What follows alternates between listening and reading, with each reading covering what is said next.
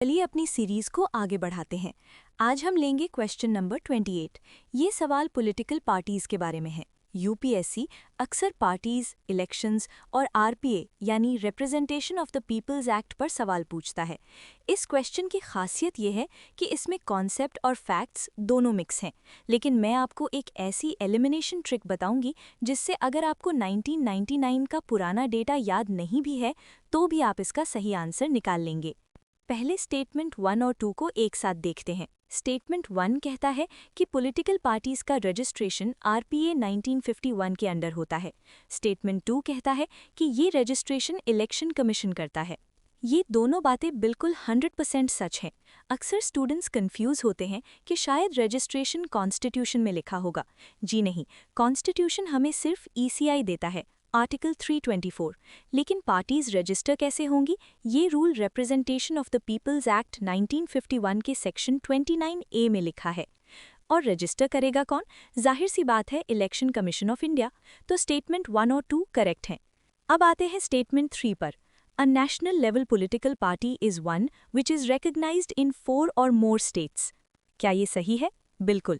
National party बनने के लिए ईसीआई ने कुछ कंडीशंस रखी हैं। उनमें से सबसे सिंपल कंडीशन यही है, अगर कोई पार्टी 4 अलग अलग स्टेट्स में स्टेट पार्टी का दर्जा यानी रिकग्निशन पा लेती है तो वो ऑटोमेटिकली नेशनल पार्टी बन जाती है। जैसे आज के टाइम में आप यानी आम आदमी पार्टी के साथ हुआ, उन्होंने 4 स्टेट्स में क्राइटेरिया मीट किया और नेशनल पार्टी बन गई। तो स्टेटमेंट 3 भी करेक्ट है। अब स्टेटमेंट 4 देखिए। During the 1999 general elections there were 6 national and 48 state parties. अब आप सोचेंगे, अरे दीदी, मुझे 1999 का डेटा कैसे याद रहेगा, मैं तो पैदा भी नहीं हुआ था या हुई थी तब। यहाँ काम आती है स्मार्ट एलिमिनेशन टेक्निक। ऑप्शंस देखिए। हमें पता है 1, 2 और 3 तीनों सही हैं। अब ऑप्शंस चेक करो।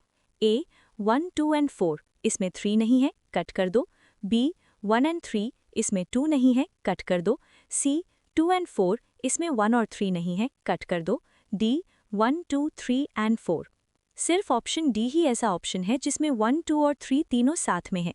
तो हमें फ़र्क ही नहीं पड़ता कि स्टेटमेंट 4 सही है या गलत। वैसे वो सही है, हमारा आंसर तो लॉजिक से ही निकल गया। तो सही जवाब है option D. Lesson of the day. UPSC में सब कुछ रटने की ज़रूरत नहीं होती। अगर आपके कोर कॉन्सेप्ट्स स्टेटमेंट 1, 2, 3 स्ट्रॉन्ग हैं तो डेटा वाला स्टेटमेंट यानी स्टेटमेंट 4 आपको परेशान नहीं कर सकता। Keep applying logic and see you in the next question.